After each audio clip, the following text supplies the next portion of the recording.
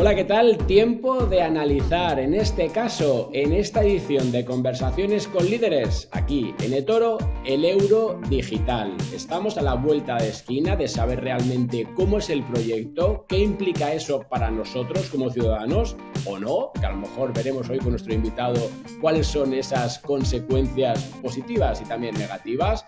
Vamos a ver las ventajas y lo más importante, por qué os interesa todo lo que vamos a hablar hoy sobre el euro digital. Prepararos, que empezamos.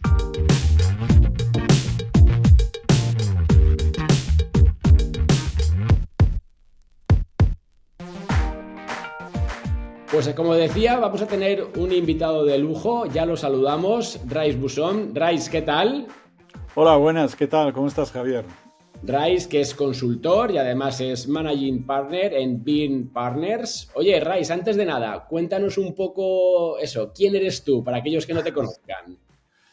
Bueno, hace muchos años ya tuve, digamos, un inicio de mi carrera así académico, ¿no? Fui profesor de ciencias políticas, entre otras cosas, soy licenciado en filosofía, pero bastante pronto me pasé a la empresa privada, digamos, sobre todo, pues, siempre he manejado proyectos de digitalización y tecnológicos y entonces, pues bueno, también en multinacionales y todo esto, y desde hace unos años pues soy consultor y pues asesoro a algunas empresas, sobre todo startups, en temas de fintech, blockchain y también pues también temas de recursos humanos y cosas así.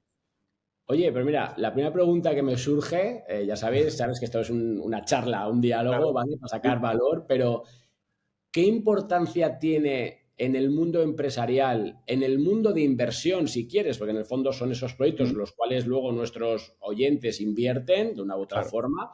¿Qué importancia tiene la geopolítica y la filosofía en todo ese contexto? Ya que vienes de ese lado Ah, también. no está mal para empezar, ¿eh? Buen disparo. Pues bueno, son dos aspectos diferentes, ¿no?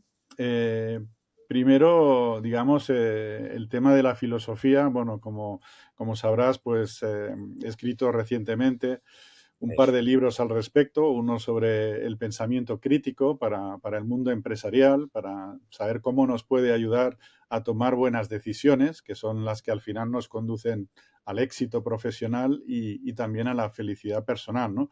Por lo tanto, también para inversores, yo creo que no es nada desconocido, ¿no? Hay que intentar anticiparse a las cosas, que es una de las cosas para que nos sirve el pensamiento crítico.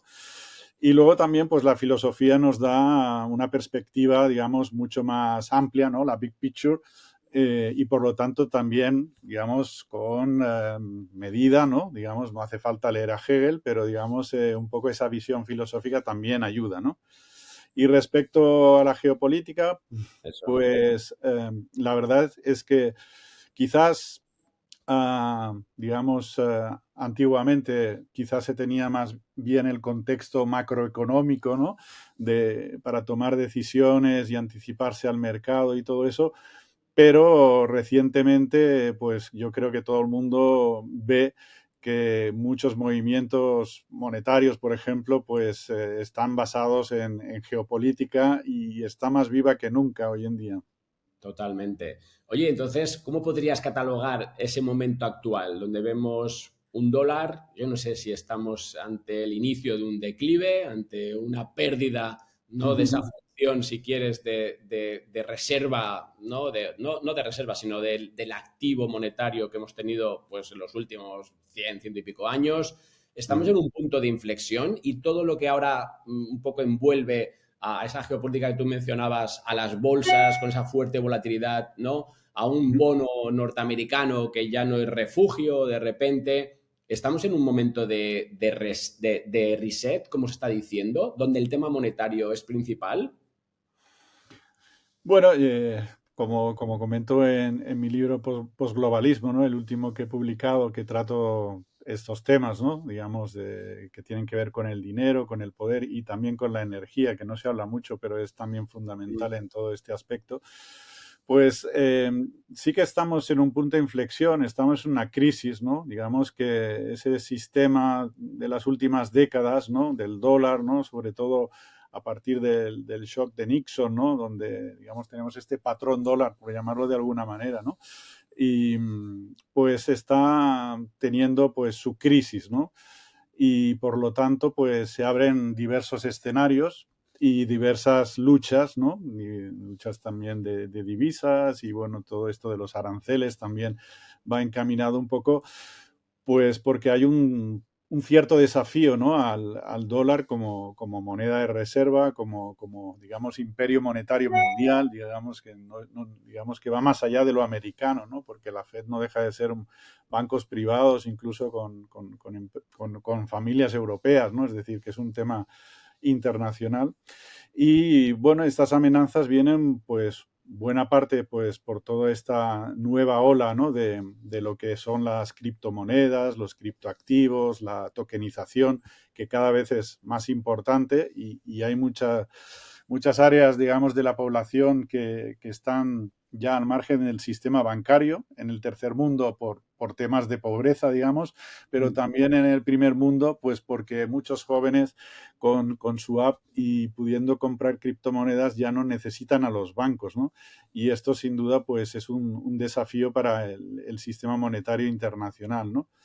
Y luego también pues se ha abusado muchísimo, ¿no? De estas expansiones monetarias y por lo tanto, digamos, esto ya no tira como antes, crea mucha inflación, es más difícil de gestionar, ¿no? Y también, pues otra amenaza sin duda es pues los BRICS, los BRICS Plus, capitaneados por China, pues que también están, digamos, creando sus infraestructuras para comerciar con otras monedas y con sistemas alternativos, ¿no? Al SWIFT y todo esto, y por lo tanto, pues eso implica que hay que mover ficha, ¿no? Y esto es lo que vemos que está pasando, digamos, por ejemplo, con la administración Trump, ¿no? Claramente, ¿no? Claro, lo que pasa es que al final, y ahora no nos metemos en euro digital, porque no sé si esa es la ficha que se está moviendo aquí en Europa, pero un poco lo que tú dices parece que en Estados Unidos toman otro camino distinto, ¿no? Entonces, ¿dónde nos deja esto? Es decir, me ha gustado lo que has dicho al principio de ese pensamiento crítico como forma para adelantarnos a lo que vaya a pasar, ¿no? Que parece que últimamente está perdiendo muchísimo y que somos puros followers, puros gestores pasivos, ¿no? Incluso en el mundo de la inversión.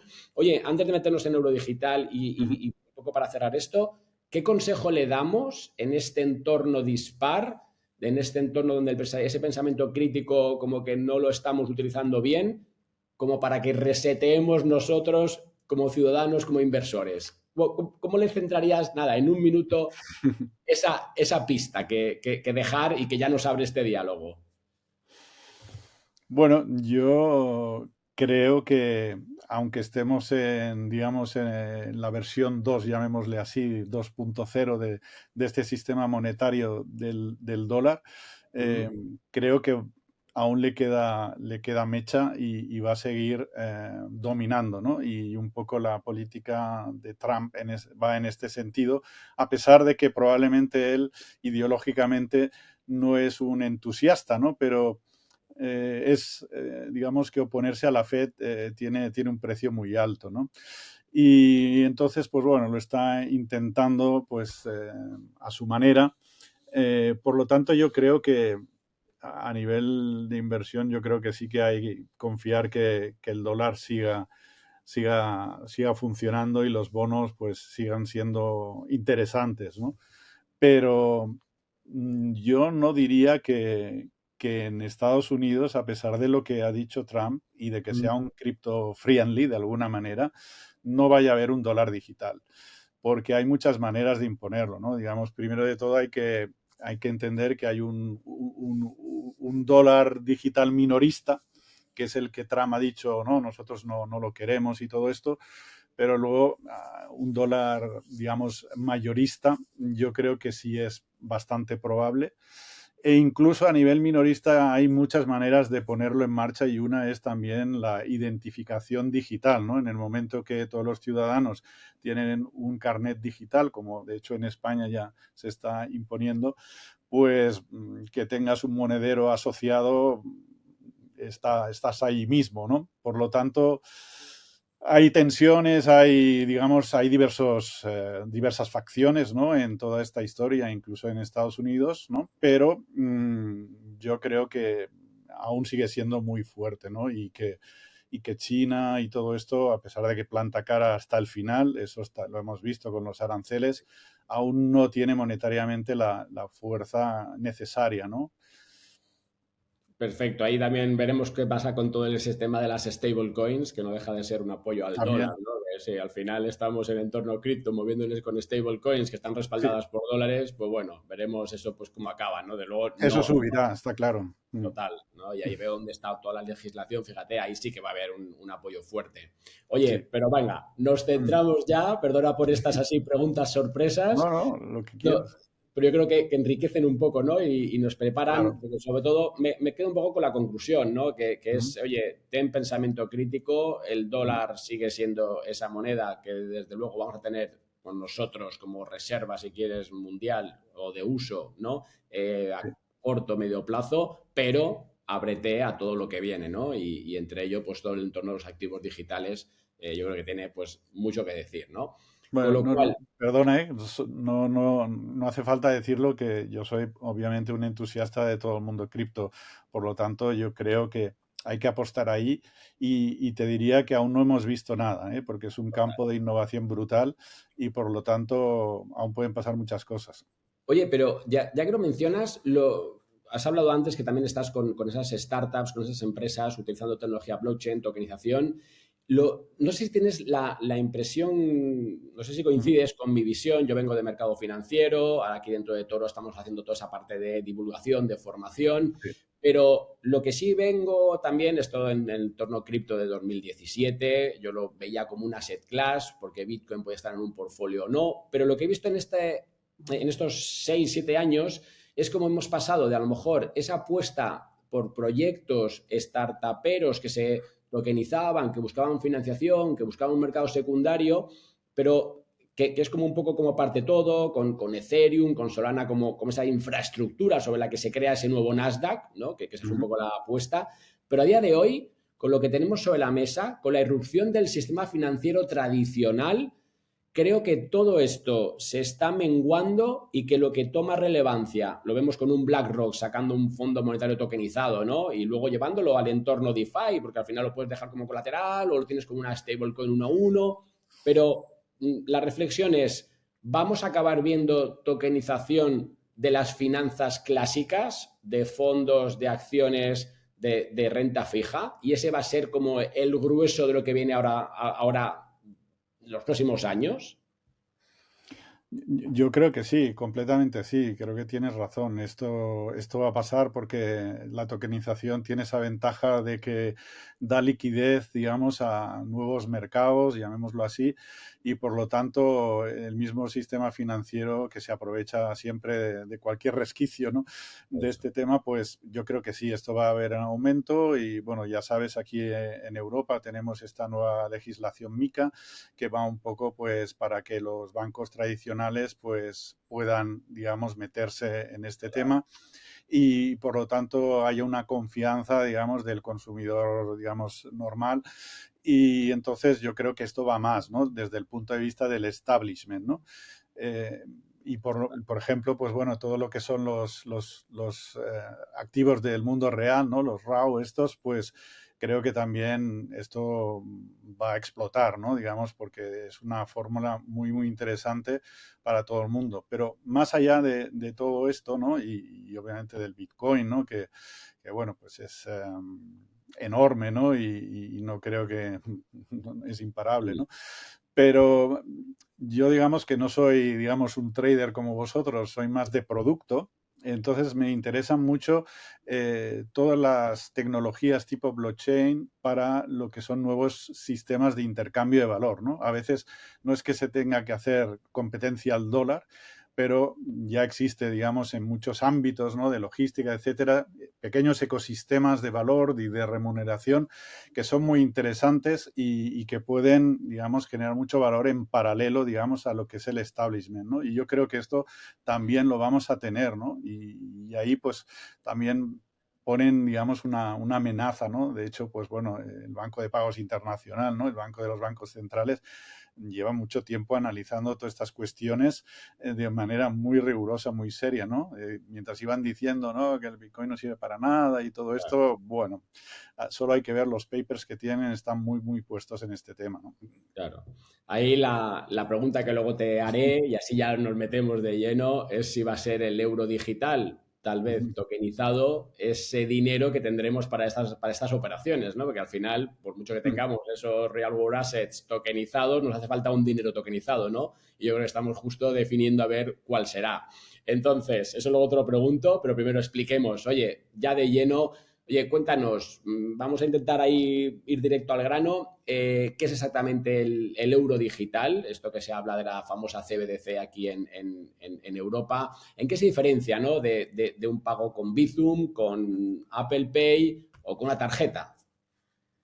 Sí, bueno, tendría que hacer un pequeño preámbulo, ¿no? Porque digamos que el euro digital es una iniciativa, una moneda más dentro de ese movimiento internacional que parte, pues, de las instituciones estas de estabilidad internacional, como son el Fondo Monetario Internacional, sobre todo el Banco de Pagos, el G7, etcétera, que están coordinadas para que en el mundo, digamos, lo que es, digamos, el 97% del PIB mundial, es decir, casi todos los países, están haciendo sus propias monedas, ¿no? Ahora mismo creo que son 135, digamos, que son los países relevantes y por lo tanto esto va para todo el mundo. Las implementaciones son ligeramente diferentes según el país, pero al final tienen el mismo principio, ¿no? Y bueno, por ejemplo, pues una cosa es el dinero electrónico, ¿no?, que tenemos hoy en día, ¿no? De hecho, pues lo que es efectivo es un 8% o algo así, digamos, una cosa exigua, ¿no? Y por lo tanto los bancos y ya pues también los consumidores utilizamos el dinero electrónico, ¿no? Pero ese dinero electrónico tiene su contrapartida, vamos a decir, con lo que es, digamos, el efectivo, ¿no? Ese supuesto efectivo, ¿no?, que existe. Pero el dinero digital, pues es otra cosa, porque es como efectivo digital, ¿no? Y por lo tanto, pues es completamente diferente, ¿no? Y esta iniciativa, que ya digo, es para todos los bancos centrales, en primer lugar va destinada a una gestión digamos, de la política monetaria de manera mucho más efectiva, ¿no? Porque si todos los ciudadanos al final pues tienen, digamos, este monedero de euro digital o de la moneda que sea, pues el Banco Central, Banco Europeo, por ejemplo, pues puede gestionar esto casi en tiempo real, ¿no? Por lo tanto, esto, lo que son las políticas de transferencia monetaria, son mucho más eficaces, ¿no? Tienen un poder inmenso, digamos, para gestionar de manera mucho más eficiente y más rápida la política monetaria. Y este es el objetivo principal, ¿no? O sea que tú crees que al final el que estemos ahora a la vuelta de que podamos tener ese euro digital, ya veremos cómo se implementa, porque incluso hay muchos cambios de última hora, pero que obedece más a esto, ¿no? Sí, A ver cómo puede Europa mejorar, sí. optimizar, o Mm. llamémosle como queramos, pero digamos, controlar la política monetaria. Claro, porque si, por ejemplo, por decir algo, todo el tema de criptodivisas, ¿no?, pues aumentara mucho, pues sería un problema, ¿no?, para gestionar todo esto. Entonces, para la generación Z, por ejemplo, pues ofrecerle un producto muy similar, digamos, a lo que es, digamos, tu portfolio cripto, pues entonces ya es la misma manera de funcionar y entonces permite entrar, digamos, en este sector, pues lo que es el euro, ¿no? Y no quedarse atrás en este aspecto, ¿no? Si, como va a seguir pasando, van a hacerse más expansiones monetarias, entonces la manera de ser eficaz con esto, no les queda otra, es con las monedas digitales. Claro, porque ahí lo que pasa es que la pregunta que siempre se hacen es, oye, pero yo ya tengo los pagos digitales, ¿no? O sea, Sí. ¿para qué otro? Que es un poco lo que te decía, yo ya pago con Bizum, ¿no? En tiempo real, o sea, no me controlan monetariamente todavía, aunque bueno, no sé si las reservas fraccionarias, ese dinero que tenemos digital, que es de los bancos, o sea, ¿cómo, por qué otro, no? O sea, Bueno, hay ya lo muchas cosas. tenemos, ya tenemos un dinero digital y controlado, porque toda operación que haces con tu Visa, con tu banco, vamos, está reportadísimo, ¿no? Sí, Javier, es una pregunta muy pertinente, ¿no? La verdad es que eso es el punto de vista del ciudadano. Entonces, Claro, el ciudadano, no, al menos todo lo que se ha comunicado, todo lo que hay en los papers, digamos, del Banco Central Europeo, no hay ninguna ventaja real, digamos, no hay nada que hoy en día no puedes hacer por otros medios, ¿no? Que te digan que el euro digital es gratis, bueno, faltaría más, ¿no? ¿Sabes? Y que, bueno, que lo puedes tener, digamos, en tu wallet, digamos, en el móvil, sí. y que puedes operar offline, digamos, sin internet. Bueno, todo eso son cosas muy interesantes, pero dices, a ver, ¿para qué lo necesito? Aquí es donde yo creo que como no hay unos argumentos sólidos, ya que el objetivo principal no es dar un beneficio al ciudadano, entonces las excusas, digamos, o las motivaciones vienen por otro lado. Ostras, que tenemos que rearmarnos, es muy urgente, que vienen los rusos, entonces, pues claro, esto nos va a facilitar mucho, como se ha dicho, disponer de los ahorros de empresas y de los ciudadanos, porque los vamos a necesitar, ¿no? Entonces, en una economía de guerra, pues bueno, es una cosa de fuerza mayor y todo el mundo pues tendría que pasar por el tubo, ¿no? Básicamente. Entonces, eso es lo que está pasando y de hecho unas, digamos, declaraciones muy interesantes de Lagarde, ¿no? Que dijo que lo único que puede parar el euro digital es el Bitcoin. Sí, sí. Sí, ahí lo que pasa es que al final, o sea, tú lo estás viendo como una medida de puro y duro control Sí, sobre sí. el ciudadano. Eso es un tema aparte, ¿eh? Pero se puede profundizar mucho sobre esto. Sí, pero un poco porque al final decimos, vale, estamos sacando, bueno, vale, vamos por partes, es verdad. Primero, ¿quién está entonces detrás del euro digital? ¿No? Porque ¿quién lo va a gestionar? Mi banco, lo va a gestionar el Banco Central Europeo, porque ha habido ahí, desde luego, primero íbamos a tener un wallet en el Banco Central, ahora parece que no, que tiene que tener una cuenta en un banco, o entran nuevos actores, esas fintechs con las que tú trabajas. ¿Cómo avanzamos en ese lado? Bueno, pues la verdad es que esto también es un proyecto que lleva muchos años, la desintermediación, digamos, de todo lo que es la banca comercial, digamos, reducirla. Digamos, hay 26 o algo así, 27 bancos sistémicos en el mundo, por lo tanto hay que reducir muchísimo esto y lo que quiere el Banco Central Europeo, como la gran mayoría de bancos centrales, con esta oportunidad de las divisas digitales, es no tener intermediarios, ¿no? Digamos que Sí, los wallets, digamos, esos depósitos, digamos, de los ciudadanos sean gestionados directamente. Es verdad que para hacerte el wallet vas a necesitar un banco comercial, etcétera, pero bueno, van a ser otras funciones diferentes y no hay para todos, ¿no? Entonces esto también implica una reestructuración, ¿no? Y sí. ellos, pues a los grandes bancos, pues les están ayudando a esa transformación también, ¿no? Pero sí, al final es una centralización, digamos, de todo esto, ¿no? Con lo cual, y como decía el exgobernador Fernández Ordóñez, imagino que Exacto, eso te iba a decir, muy habrás interesantes seguido, declaraciones. vamos entonces hacia un mejor dinero, aunque sea en esa primera capa, ¿no? Es decir, nos quitamos el riesgo bancario, que los bancos luego pues tengan que luchar por conseguir sus propios negocios, ¿no? Pero que no dependan de esta forma directa. Vamos entonces a un mejor dinero. O sea, sí sería respecto a lo que tenemos ahora un dinero más seguro. Bueno, sí, de alguna manera, pues quizás haya una apariencia de mayor diversidad y libertad, ¿no? En los activos que puedes invertir, digamos, y bueno, puedes utilizar neobancos, pero no para todo, obviamente, y luego para las demás cosas, pues tendrás que ir al BBVA o la Caixa.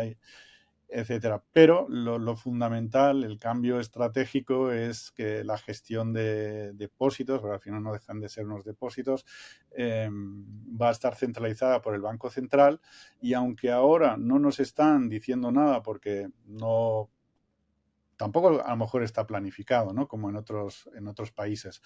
Pero el control potencial sobre los ciudadanos es enorme. Claro. Todos vosotros conocéis que hoy en día ya los movimientos de dinero están súper controlados, todo esto de AML, etcétera. Bueno, es brutal, pero nada que ver con lo que puede venir, ¿no? Yo creo, bueno, que es una pérdida de la libertad financiera, claramente. Claro, un poco de eso era el siguiente Sí. punto, ¿no? O sea, al final, la libertad individual, ¿no? O sea, dónde quedamos, si eso lleva a que el euro físico como tal terminará desapareciendo, nos van a llevar hacia ese lado si es que ese euro digital se queda de esta forma. Un poco ese eje entre privacidad, control, seguridad, ¿cómo lo tenemos que entender como ciudadanos?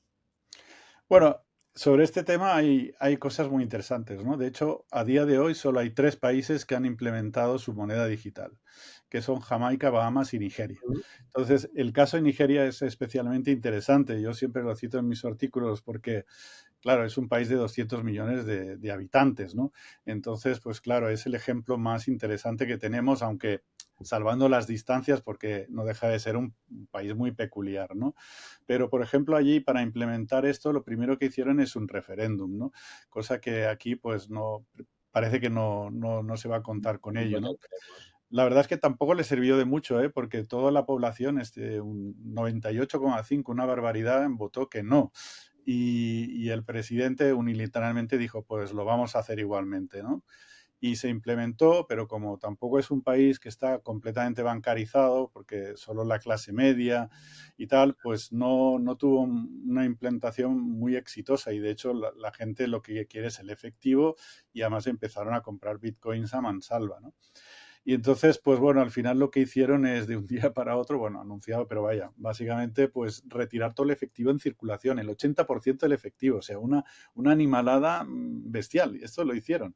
Y la gente, pues con los billetes, pues no sé, los utilizaba como calefacción porque no servían para nada, la gente se moría literalmente de hambre. Fue una cosa brutal, hubieron, digamos, pues manifestaciones, etcétera, hasta que al final no les quedó más remedio que tirar para atrás, ¿no? Y entonces, pues bueno, dejaron las dos monedas, la digital y el efectivo, y bueno, a día de hoy siguen así, y bueno, le cargaron el mochuelo al presidente del Banco Central de Nigeria, que lo metieron en la cárcel, ¿no? Entonces, también Lagarde, pues, ya sabe un poco cómo van las cosas, ¿no? Hay que hacerlo bien. Oye, entonces, por ya bajarlo a tierra y antes de esa pregunta que he dejado antes, Sí. ¿qué esperamos? ¿Cuál crees que va a ser esa hoja de ruta? Es verdad que en octubre tendremos como más información, porque tampoco se ha dicho que se vaya a hacer un dinero que luego sea, que esté en un registro distribuido, o sea que no sabemos muy bien la infraestructura que se va a utilizar, sí que tiene que ser que no, o sea, que no necesites una conexión online para poder Sí. moverlo. Pero, ¿cómo crees que va a quedar esto? Es decir, un poco con todo ese estudio que tú has visto, esa visión 360 que tienes, ¿cuál es tu visión realmente de qué nos viene, Ujú. primero? Y segundo, ¿cómo nos preparamos? Bueno, la implementación del euro digital tiene 5 fases. La primera es la de preparación, la segunda se llama prueba de concepto, la tercera prototipo, la cuarta piloto y la última producción. Pues a día de hoy el euro digital está aún en la fase de preparación, ¿vale? Por lo tanto, en cada fase hay un no-go, ¿no? Digamos que se podría abortar el proceso, ¿no? Cosa que no parece que sea la intención. Por eso Lagarde dice, ostras, somos lentos, hay mucha burocracia en Europa, por lo tanto hay que acelerar el proceso, ¿no? Y en eso están, eso es lo que anunciaron para octubre, cambiar de fase, ¿no? Digamos, no implementarlo en la ciudadanía, pero se habla de que podría ser en 2026, pero la verdad se ve muy difícil, ¿no? Que se pueda conseguir, ¿no? Y entonces, a pesar de toda, bueno, mucha gente pues ha presentado pues digamos, reticencias, ¿no? Y sus inconvenientes, ¿no? Diciendo, hombre, esto vamos a perder la anonimidad que nos da el efectivo, ¿no? Y, y Lagarde, por ejemplo, en declaraciones ha dicho que, bueno, que ellos no contemplan que se pueda mantener esa anonimidad como a día de hoy, ¿no? Que a lo mejor, pues eso, se está hablando de que puedas hacer transacciones por 400 euros, es decir, rebajando, ¿no?, los 1.000 a 400, es decir, como una especie de corralito permanente. Y esto sin hablar de que al final nos pueden llegar a sorprender, y también eso dependerá pues de los políticos de turno, de que quieran implementar pues medidas sociales de control, ¿no? Pues ahora subimos intereses o bajamos intereses o ponemos intereses negativos porque nos interesa, o también como se ha hecho en China, digamos, que es lo que se llama pues esto del crédito social, ¿no? Que al final el ciudadano tiene este sistema de puntuación y entonces, pues bueno, si fumas y bebes, pues no tendrás un seguro médico, y si te portas mal no podrás viajar, y todo este tipo de cosas, ¿no? Que creo que en Europa va a ser más difícil, digamos, de implementar, pero potencialmente eso está ahí, y probablemente el gran problema es que no hay vuelta atrás, ¿no? Una vez esté en marcha. Claro. Oye, con lo cual, y ahora sabes la pregunta de antes, ¿Y tú cómo sí nos ves, un poco, tú sí ves posible entonces el que en un momento dado, veremos si será 2026 o cuándo será, cohabiten las distintas formas de dinero que tengamos, y que si al final se utiliza el euro digital de forma masiva, esa sea la forma en la que también nuestro entorno tokenizado utilice, o sea, que será ese dinero incluso para los mercados financieros en esa nueva infraestructura? Sí, yo creo que, bueno, existen también la posibilidad de organismos, instituciones en cada fase puedan aportar cosas, y también se irá viendo, pues obviamente, cómo reacciona pues el mundo empresarial Claro. y, y los ciudadanos, pero desde luego ya en el BOE está la desaparición del efectivo. Eso ya no tiene que ver con el euro digital, esto ya está previsto, ¿no? Y aunque no es del todo realista, pero sí que es un ideal regulativo que tienen las instituciones financieras, ¿no? Y, pero bueno, lo que tenemos que entender es que el efectivo hoy en día no solo es digamos, el billete, ¿no?, del euro, que hay muchos que están en contra de la digitalización, pero bueno, una cosa es el euro digital y otra cosa es el Bitcoin o otras criptomonedas o tokens que te permiten también otra manera diferente del efectivo, ¿no? Entonces, de alguna manera, para las empresas, pues puede tener algo de eficiencia en el sentido de que todo será más automático, pago de impuestos, créditos, etcétera, ¿no? Pero quizás para los ciudadanos, pues yo creo que tendrán que ir a sistemas alternativos. Creo que es la única manera de tener algo de privacidad y, digamos, no por hacer nada delictivo, sino simplemente pues por no dar explicaciones, ¿no?, de lo que compra uno y cosas así. Claro. Oye, nada, última pregunta. Esa sí la quiero hacer un poco más filosófica, si quieres, un poco en línea, ¿no? Lo que estamos diciendo. ¿Crees que es el euro digital una oportunidad para reinventar el dinero, ¿vale? En cualquiera de esas formas que hemos visto y posibilidades, o el primer paso hacia un modelo más controlado, menos libre? Ya, bueno, no sé si es un dilema como lo presentas, o la pregunta está muy bien. Diría que las dos cosas, ¿no?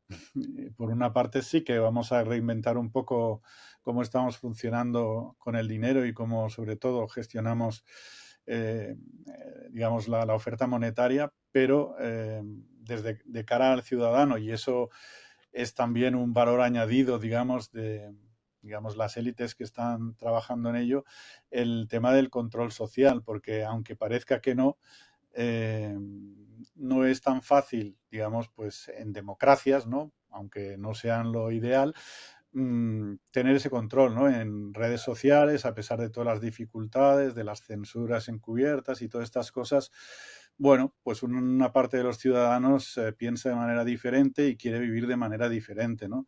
Entonces, sí, esto sin duda es una especie de dictadura monetaria digital, ¿no? Lo que viene y creo que hay que defender la libertad financiera hasta el final, ¿no? Totalmente. Pues bueno, yo creo que al final hemos tocado todos los puntos, nos hemos Sí, extendido muchísimo en tiempo, pero creo que tenemos ahí temas, sobre todo para la reflexión, para ese claro, pensamiento crítico, ¿no? Que yo creo es que importante. últimamente adolece la sociedad de no tenerlo, ¿no? Con lo cual aquí Sí. invitamos a que todos, ¿no? Pues hagáis esos deberes, que entendáis que esto nos afecta y que por tanto tenemos que entender, ¿no? Todo lo que se mueve, y más en un tema como el dinero. Oye, Mm. Rais, ¿dónde te seguimos? A que quiera un poco si quieres meterse más, déjanos ahí unas referencias.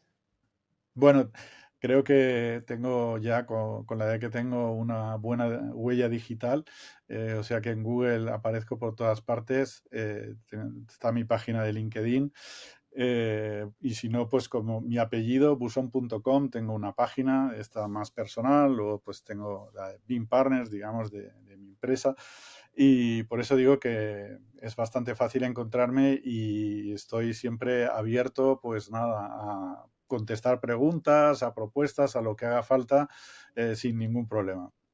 Pues nada, doy fe de que te has apuntado a la primera llamada que te hemos hecho, con lo cual, Rais, muchísimas gracias. Bueno, muchas gracias a vosotros y bueno, también quería decir, como la conozco, pues que Toro me parece una magnífica plataforma y además estáis haciendo pues un tema divulgativo que es de lo más interesante. Pues nada, también te devolvemos ese agradecimiento y a todos vosotros, pues ya sabéis, darle like al episodio, compartirlo y seguimos aquí en Conversaciones con Líderes desde Toro para justo hacer esto, que explotéis, que aprovechéis ese pensamiento crítico porque es la forma, como decía Rais hoy, de adelantarnos al futuro. Hasta la próxima.